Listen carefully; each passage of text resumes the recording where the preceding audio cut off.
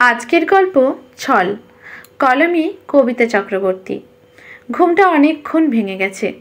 আলসেমি করে বিছানা ছেড়ে উঠতে ইচ্ছে করছে না শর্মিলার। যেহেতু আজ রবিবার, ছুটির দিন, তাই ইচ্ছে করেই বিছানায় পড়ে থাকতে ইচ্ছে করছে। জানালার পর্দার ফাঁক দিয়ে সকালের নরম রোদ ঘরের মধ্যে ঢুকছে। হালকা ঠান্ডার একটা আমেজ। চাদরটাকে একটু ভালোভাবে গায়ে জড়িয়ে নিয়ে চোখ দুটো বুজে ফেলে আবার শর্মিলা। বেশ আরাম লাগছে। উঠতেই ইচ্ছে করছে না আজ। অন্যদিন তো এতক্ষণে ট্রেন ধরার জন্য ছুটতে হয় শর্মিলাকে। কোনো রকমে স্নান খাওয়া করে দৌড়াতে হয়। 1 ঘন্টার জার্নি। সেই সকাল 10টার মধ্যে অফিসে ঢুকতে হয়। একটু দেরি হলেই হাজিরা খাতায় লাল দাগ। কিন্তু রবিবারের দিনটা একদম আলাদা কাটে। সারাদিন কোনো টেনশন নেই কাজের। ট্রেন ধরার কোনো তাড়া নেই। অবকাশ আর অবকাশ। গায়ের কম্বলটা ভালো করে নিয়ে আর একবার আরামে চোখ দুটো বুঝল শর্মিলা। আর একটু ঘুমোলে ভালো হতো।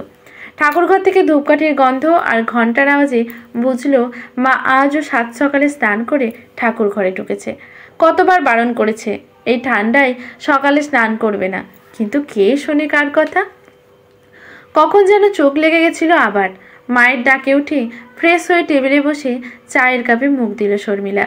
বেশ আয়েশ করে গরম চায়ের কাপে ঠোঁট ঠেকালো। এই আয়েশ করে সকালের চা খাওয়াটা সপ্তাহের বাকি কটা দিন হয় না। পেপারটা হাতে নিয়ে একটু চোখ বোলালো। সেই এক খবর, ভালো লাগে না। মা এসে বসলো টেবিলে চায়ের কাপ নিয়ে। সাথে সাথে শুরু হলো আবার মায়ের সেই এক খ্যানখ্যানানি। অনেক বয়স হলো, এবার বিয়ে করো। আর কতদিন এমনি থাকবি? নিজের একটা সংসার হোক। বয়স তো হলো। কে কবে ছেলের খোঁজ দিয়েছে সেই কথা বলতেই থাকলো।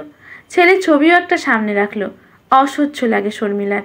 কতদিন বলেছে বিয়ে আমি করব না, কিন্তু মাকে বলে কোনো লাভ নেই। বারবার কানের কাছে বলতেই থাকবে এক কথা। বিয়ে ছাড়া মার যেন আর কোনো বিষয়ই নেই আলোচনার। শর্মিলার কোনো উত্তর না পেয়ে এবার নরম হয়ে বলতে থাকলো, আমি চলে গেলি তোকে কে দেখবে বলতো? চিন্তায় আমার ঘুম আসে না। জীবনে একটা সাথীর খুব দরকার। তোর যে কেউ নেই রে, যে তোকে সারাটা জীবন দেখে রাখবে। স্বামী, সংসার, সন্তানই একটা মেয়ের জীবনের সব। শর্মিলা আমাকে বোঝাতে পারে না যে সে কোনো পুরুষকেই আর বিশ্বাস করে না।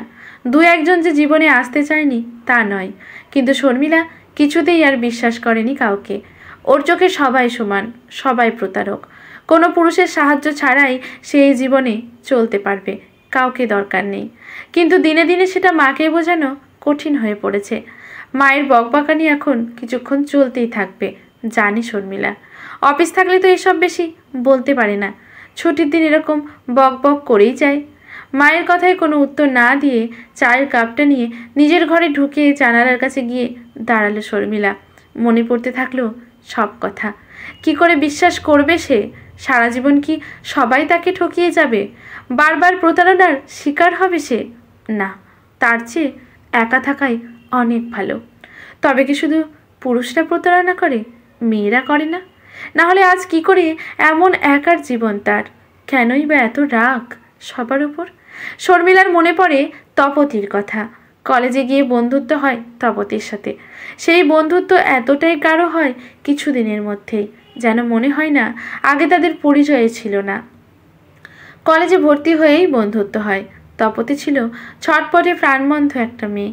সারাক্ষণ বকবক করেই চলতো। সাজগোজ, চালচলন সব ছিল একদম ফিটফাট। অন্যদিকে শর্মিলা ছিল একদম উল্টো, খুব মুখচোরা টাইপের। তবে দুজন দুজনকে খুব ভালোবাসত। সব কথা বলতো দুজন দুজনকে। মনের সব কথাই দুজন দুজনকে না বলে থাকতে পারতো না। কতদিন দুজনে কলেজ কেটে সিনেমা দেখেছে বাড়িতে না জানিয়ে। এরকম কাপড় কিনে দুজনের সালোয়ার কামিজ বানিয়েছে এক ডিজাইনের। দুজন দুজনের বাড়ি গিয়ে কত আড্ডা দিয়েছে, যেন ভিন্ন শরীর কিন্তু এক প্রাণ দুজনের। মনে মনে হাসল শর্মিলা। সত্যি প্রিয় বন্ধুর কাজই করেছে তপতি। এত বড় ধোঁকা শত্রুও দেয় না।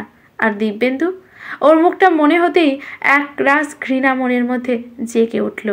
এতগুলো বছরের ভালোবাসা ভুলে গেল কেমন করে এক নিমেষে? স্বার্থপর একটা মানুষ, যে সেই কোন ছোটবেলা থেকে ভালো লাগা, তারপর ভালোবাসা। বাড়িতে কত মার খেয়ে বকা খেয়েও দিব্যেন্দুর সাথে সম্পর্ক ছেদ করেনি শর্মিলা। বরং হাত খরচের টাকা বাঁচিয়ে দিব্যেন্দুকে দিত, যাতে সে চাকরির পরীক্ষা দিতে পারে, ফর্ম ফিল আপ করতে পারে। একবার তো নিজের কানের দুল পর্যন্ত দিয়েছিল দিব্যেন্দুকে বিক্রি করে টাকা নিতে। দিব্যেন্দু পরীক্ষা দিতে যাওয়ার টাকা জোগাড় করতে পারেনি জন্য। বাড়িতে বলেছিল কোথায় রেখেছে দুল জোড়া মনে করতে পারছে না। অথচ সেই দিব্যেন্দু কিনা তপতির সাথে, না, ভাবতে পারছে না শর্মিলা। ভাবলেই বুকের ভেতরটা ভীষণ কষ্ট হয় এখনও। যে যতই ঘৃণা করুক, তার জীবনের প্রথম আর শেষ ভালোবাসা তো দিব্যেন্দুই। অন্য কাউকে সেই জায়গাটা দিতে পারবে না এই জীবনে শর্মিলা। তাই বিয়ে সে আর কাউকেই করবে না কোনো দিন। তপতির সাথে দিব্যেন্দুর পরিচয় করিয়েছিল শর্মিলা। তিনজনে একসাথে সিনেমাতেও গিয়েছে। দিব্যেন্দু মাঝে মাঝে কলেজে এসে দেখাও করত। একসাথে ঘুরে বাড়ি ফিরত তিনজনে। খুব ভালো বন্ধুত্ব তৈরি হয়েছিল তিনজনের মধ্যে। এর মধ্যেই দিব্যেন্দু ভীষণ ভালো একটা চাকরি পেয়ে যায়। সকলেই খুব খুশি হয়। শর্মিলা সব থেকে বেশি খুশি হয়। এবার নিশ্চয়ই বাড়িতে মেনে নেবে তাদের সম্পর্ক। চাকরি পাওয়ার খুশিতে শর্মিলা তপতিকে রেস্টুরেন্টে নিয়ে যায় দিব্যেন্দু। সারা দিন ঘুরে বেরিয়ে আনন্দ করে তিনজনে। কিন্তু সেদিন থেকেই শর্মিলা লক্ষ্য করে তপতি যেন একটু বেশি আগ্রহ দেখাচ্ছে দিব্যেন্দুর বিষয়ে। তপতির অনেক বয়ফ্রেন্ড থাকলেও সেরকমভাবে ভালো সে কাউকেই বাসত না। প্রিয় বন্ধু হওয়ার জন্য শর্মিলা এটা জানত। ওর লক্ষ্য ছিল ভালো চাকরিওয়ালা একটা ছেলেকে বিয়ে করে সেটেল হওয়া। ছোটোখাটো প্রেম করলেও তাদের কাউকেই বিয়ে করার চিন্তা সে কখনোই করতো না। বারবার একটা কথাই বলতো, বিয়ে করব পয়সা দেখে। কিছুদিনের মধ্যেই শর্মিলা বুঝতে পেরেছিল তপতি আর দিব্যেন্দুর মধ্যে কিছু একটা ব্যাপার ঘটছে। তপতি যে আলাদা করে দিব্যেন্দুর সাথে কথা বলে, দেখা করে, সেটা মাঝে মাঝে অসাবধানে দিব্যেন্দুর কথাতে ধরে ফেলে সে। সব জেনে বুঝেও কিচ্ছু বলে না শর্মিলা, কারণ দিব্যেন্দুর ওপর ওর অগাধ বিশ্বাস যে। ধীরে ধীরে শর্মিলার সাথে তপতির একটা দূরত্ব তৈরি হতে থাকে। বলা ভালো, তপতিই দূরত্বের সৃষ্টি করে। ততদিনে গ্র্যাজুয়েশন কমপ্লিট হয়ে যায় দুজনের। দুজন আলাদা হয়ে যায়। দিব্যেন্দুকে বিয়ের কথা বলে শর্মিলা। দিব্যেন্দু শর্মিলার বাবার কাছে যাবে বলে কথা দেয় শর্মিলাকে। না, সেই কথা আর রাখতে পারেনি দিব্যেন্দু। কোনো কারণ ছাড়াই শর্মিলার সাথে দূরত্ব বাড়িয়ে দেয়। হঠাৎ একদিন শর্মিলা জানতে পারে তপতিকে বিয়ে করেছে দিব্যেন্দু। কেটে গেছে 5টা বছর। বিয়ের পর দিব্যেন্দু একবার যোগাযোগের চেষ্টা করেছিল শর্মিলার সাথে, কি দরকার আছে নাকি, কিন্তু শর্মিলা দেখা করেনি। তপতি কিন্তু কোনো যোগাযোগ করেনি তারপর থেকে। বছর 3 হলো। চাকরি পেয়েছে শর্মিলা, মোটামুটি ভালো একটা চাকরি। মা মেয়ের খুব ভালোভাবেই চলে যাচ্ছে, অসুবিধে নেই কিছু। দিব্যেন্দু তপতি সল্টলেকে থাকে শুনেছিল শর্মিলা। দিব্যেন্দু প্রমোশন পেয়ে অনেক উঁচু পোস্টে আছে শুনেছিল। এই 5 বছরে ওদের কারোর সাথেই শর্মিলার কোনো দিন আর দেখা হয়নি। আর বছরখানেক আগে আবার একবার দিব্যেন্দু ফোন করেছিল শর্মিলাকে। শর্মিলা গলা শুনে কেটে দিয়েছিল, কথা বলেনি। গত মাসে আবার ফোন করেছিল দিব্যেন্দু। না, এবার সে আর ফোন কাটেনি, চুপ করে শুনে গেছিল দিব্যেন্দুর কথা। শর্মিলার কাছে বারবার ক্ষমা চাইছিল যদি একবারের জন্য শর্মিলা দেখা করে। অনেক কথা বলার ছিল। তপতির কথা শুনে ভুল বুঝেছিল সে শর্মিলাকে। সব কিছুর জন্যই তপতি দায়ী। সে এখন আর তপতিকে সহ্য করতে পারে না। এখন সে বুঝতে পারে শুধুমাত্র তাকে পাওয়ার জন্য তপতি মিথ্যে বলেছিল। শর্মিলার কলেজে আর একজনের সাথে সম্পর্ক আছে, তাকে বলেছিল তপতি। সেই শুনেই নাকি দিব্যেন্দু ওর সাথে দূরত্ব বাড়িয়েছিল। তপতিকে বিয়ে করেছিল শর্মিলা।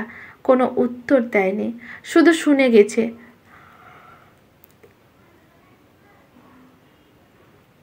তারপর দিব্যেন্দু ফোন করলেও আর ধরেনি। শুধু তপতির দোষ? দিব্যেন্দুর কোনো ইচ্ছে ছিল না? তাকে একবার জিজ্ঞাসা করতে পারেনি সত্যি কি? এত বড় প্রতারণা করলো দুজন তার সাথে। কথা বলার ইচ্ছে হয়নি আর শর্মিলার। বিকেলে কোনো কিছু কেনাকাটার জন্য একটা শপিং মলে গেল শর্মিলা। মাসে একবার করে আসে সে এখানে। কেনাকাটা কিছু থাকার থেকেও একটু বাইরে বেরোনো হয়, ভালো লাগে বেশ। হঠাৎ করেই কে যেন ডাক দিল শর্মিলা বলে। পিছন থেকে ফিরে তাকিয়ে দেখল তপতিকে, আগের মতোই উজ্জ্বল, মুখে যেন কথার ফুলছড়ি। শর্মিলাকে কিছু বলার সুযোগ না দিয়েই নিজের কথাই বলে যাচ্ছে, নিজেই প্রশ্ন করে যাচ্ছে, উত্তরের অপেক্ষা না করে। কথা বলার কোনো ইচ্ছেই ছিল না শর্মিলার, কিন্তু তপতি তো ওকে দেখে জড়িয়ে ধরে একেবারে হৈ হৈ করতে শুরু করলো। আগের মতোই বক বক করে কত কিছু বলে গেল। শর্মিলা কিন্তু শুধু ওকে দেখেই গেল। কত সুন্দর দেখতে হয়েছে তপতিকে, শরীর জুড়ে আভিজাত্যের ছাপ, আগের থেকেও দেখতেও কত সুন্দর হয়েছে। গায়ের রং যেন ফেটে পড়ছে, দামি জামা কাপড় গয়না সব দেখে বোঝাই যায় ভীষণ সুখে আছে। আর থাকবে নাই বা কেন, এত বড় চাকুরে বর যার। অনেকবার বারণ করা সত্ত্বেও নিজের দামি গাড়ি করে শর্মিলাকে বাড়ি অবধি পৌঁছে দিল তপতি। আর বারবার করে বলল কাল যেন ওর বাপের বাড়ি শর্মিলা যায়, আবার আগের মতো আড্ডা দেবে। দিব্যেন্দু অফিসের কাজে বাইরে গেছে জন্য কিছুদিনের জন্য বাপের বাড়ি এসেছে। সামনে রাজি হলেও শর্মিলা জানতো ও কিছুতেই যাবে না তপতিদের বাড়ি। তপতিদের সাথে আড্ডা দেওয়ার কোনো ইচ্ছেই তার আর নেই। রাতে কিছুতেই ঘুম এলো না শর্মিলার। তপতির কথা, দিব্যেন্দুর কথা মনে পড়তে লাগলো। তপতির জীবনটা তো তার হওয়ার কথা ছিল, আজ সেও এরকম একটা সুন্দর জীবন পেত। অথচ ওদের জন্য তাদের জীবনটা শেষ হয়ে গেল। ওরা শেষ করে দিল দুজনে মিলে ওর জীবনটা। আর তপতি যে নিজের প্রাচুর্যে ভরা সুখী জীবনটা দেখানোর জন্য তাকে ইনভাইট করলো বাড়িতে, এটা বুঝতে কোনো অসুবিধা হলো না শর্মিলার। দু চোখ জলে ভরে উঠল। নিজেকেই নিজে প্রশ্ন করলো শর্মিলা, কেন সবাইকে তাকে প্রতারণা করবে? ভালোবাসা, বিশ্বাস এসবের কি কোনো দাম নেই? সে কি শুধুই অন্যায় সহ্য করবে? যার জন্য এত কিছু করেছিল সে কি করে পারল ভুলে যেতে? কদিনের পরিচয়ে এতদিনের প্রেম ভুলে গেল? ভালোবাসার কোনো দাম নেই ওর কাছে? কেউ ভুল বললে সেটা বিশ্বাস করার আগে একবার যাচাই করবে না? নাকি সবটাই মন গড়া কথা? ভগবানের কেমন বিচার! যারা অন্যায় করে তারা তো বেশ ভালোই থাকে, আর সে শুধু কষ্ট পায়। উঠে বসলো শর্মিলা। না, যারা ওকে প্রতারণা করেছে তাদেরও শান্তিতে থাকার কোনো অধিকার নেই। সে শুধু সহ্য করবে না, সবাইকে জ্বলতে হবে। অন্যকে কাঁদিয়ে কেউ সুখী থাকতে পারে না, ওদেরকেও যে নিজে শান্তি দেবে। পরদিন সকালে অফিস না গিয়ে তপতিদের বাড়ি গেল শর্মিলা। অনেক গল্প হলো তপতির সাথে। আজ একটু বেশি কথা বলল শর্মিলা। অন্য দিনের থেকে আজ অনেক বেশি প্রাণবন্ত শর্মিলা। তপতি তো জিজ্ঞাসা করলো অন্য কেউ এসেছে নাকি ওর জীবনে। তাড়াতাড়ি বিয়ে করে নেওয়ার কথাও বলল। শর্মিলা শুধু হেসে গেল, না বলল না। তপতি অনেকবার করে তার নাম জানতে চাইলেও শর্মিলা হেসেই উড়িয়ে দিল। কথায় কথায় তপতি জানালো দিব্যেন্দু এখন বেশিরভাগ দিন ট্যুরে বাইরে থাকে, বাড়িতে বেশি থাকেই না। হাসতে হাসতে তপতি একবার বলেও ফেলল, কি জানি অন্য কারোর সাথে কোনো সম্পর্ক আছে কিনা, খালি বাইরে মন। আমার সাথে কথা বলার সময় কোথায় ওর? আমি এখন কিটি পার্টি, শপিং আর বন্ধুদের সাথে সময় কাটাই। ইয়ার্কির ছলে বললেও শর্মিলা বুঝলো কিছু একটা ব্যাপার আছে, দুজনের সম্পর্ক ঠিক নেই। যদিও শর্মিলাকে কিছু বুঝতে না দিয়ে তপতি নিজেই বাড়ি গাড়ি বিদেশ ভ্রমণের কথাই বেশি বলে গেল। সমাজে নিজেদের অবস্থানটা কত উঁচুতে সেটা জানাতে ব্যস্ত হয়ে গেল। ফোনটা বিছানার ওপরে রেখে টয়লেটে গেছিল শর্মিলা। এমন সময় ফোনটা বেজে উঠল।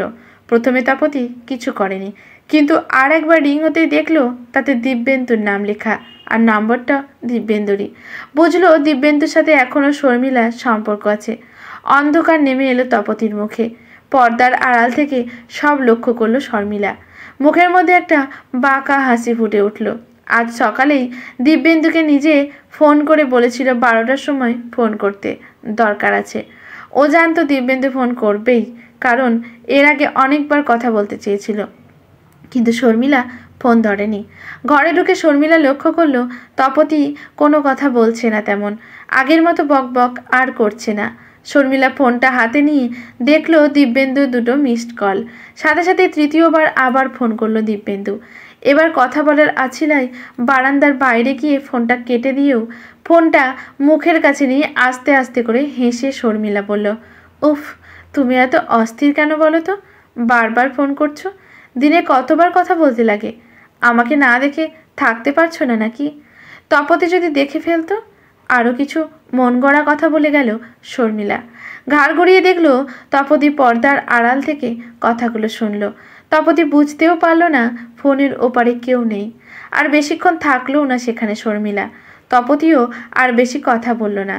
হঠাৎ করে ওর মাথা ব্যথা শুরু হলো জন্য শর্মিলা যে আগুন জ্বালাতে এসেছিল সেটা সম্পন্ন হলো। কিছুক্ষণের মধ্যেই হাসতে হাসতে বেরিয়ে এলো শর্মিলা তপতির বাপের বাড়ি থেকে। আজ তার খুব আনন্দ, প্রতিশোধ সে নিতে পেরেছে। বেরোতেই আবার ফোন দিব্যেন্দুর। শর্মিলা ফোনটা কেটে দিয়ে নাম্বারটা ব্লক লিস্টে ফেলে দিল। আর দরকার নেই দিব্যেন্দুর নাম্বারের, তার কাজ শেষ। ঠান্ডা হাওয়ার ঝাপটা এসে গায়ে লাগলো শর্মিলার। কি ভীষণ শান্তি লাগছে এবার। এতদিনে জীবনের সঠিক কাজটা সে করতে পারল।